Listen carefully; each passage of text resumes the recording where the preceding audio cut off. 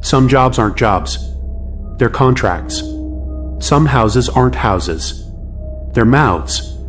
And some meals are meant to be eaten by something else entirely. This is not a ghost story. This is a receipt for a debt. And I am the payment.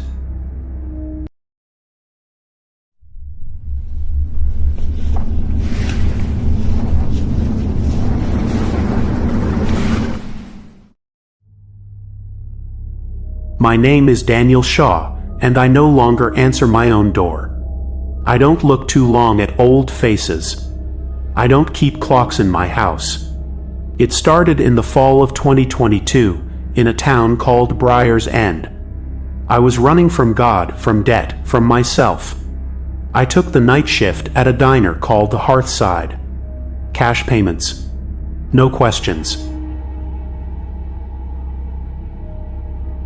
My manager, Fletcher, handed me a map. He circled one street. Raven's Perch. End of the line. You get an order for 47 Perch Lane, you take it. Why? I asked. He wouldn't look at me. The owner insists. Regular. Pays in advance. Always has. First night, first delivery. The house was a Victorian, clinging to the mountainside like a rotten tooth. The old woman who answered, Mrs. Alara Vane, smiled like a crack in porcelain. She took the food. She didn't close the door. She just watched as I backed my car all the way down that dark, gnarled road. In my rearview mirror, she was still standing there. A paper cutout against the yellow light. It became my nightly ritual. Just before my shift ended at 11 p.m., the order would come through. The widow's supper, the other cooks called it. They'd laugh, but their eyes were pale with fear. No one else would take it. For 2 weeks, it was just the smile, the watching. Then the third week, she touched my hand. Her skin was colder than the grave. Not winter cold. Deep earth cold. That night, I dreamed of her doorway. In the dream, her mouth was moving, but all I heard was drip, drip, drip. The next night, she spoke. You have a quiet soul, Daniel, she said, her voice like dried leaves in a crypt. It rings hollow. Perfect. After that, the dripping followed me home. I tried to refuse the delivery. Fletcher's face went gray. You take it or you're done. Not my rule. Hers. He was more afraid of her than of anything else. Then came the gift. A small linen parcel handed to me in the rain. Inside, an old silver pocket watch tarnished black. Stopped at 3:07 a.m. When I held it, the room spun. I smelled wet soil and funeral lilies. That night, I woke at exactly 3:07. The dripping was in my ceiling, and beneath it, a wet, soft chewing sound. I was rotting from the inside. My reflection grew thin, waxy.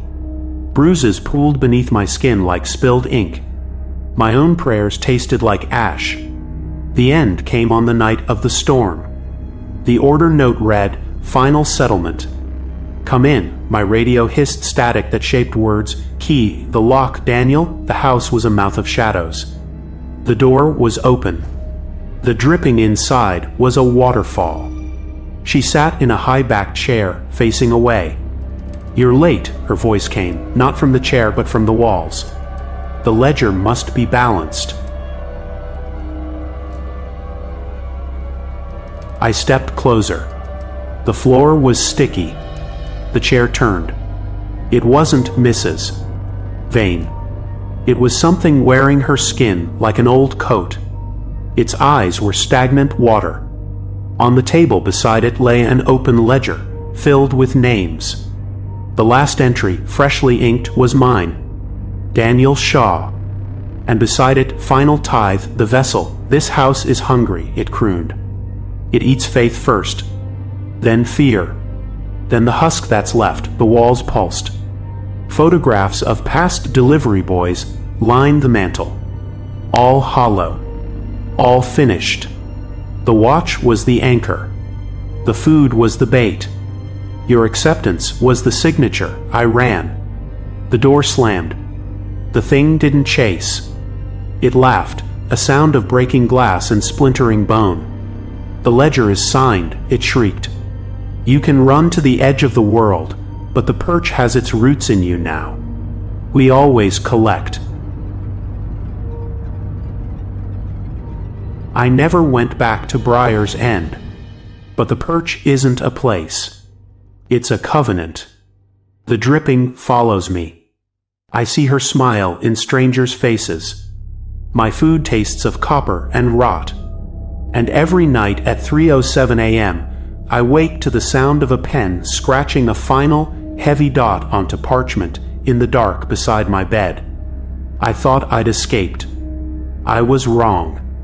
This morning, a classified ad was circled in my local paper. A diner hiring for the night shift. And in the margin, in tarnished silver ink, a message. The Hearthside is under new management. Your position is waiting. The perch misses its regular. This is the story of the Tithe House. It is not a ghost story. It is a ledger. And some ledgers never close. If you ever take a job where one route is yours alone, if one customer's smile feels like a hook in your soul, walk away. Burn the map. Starve the hunger.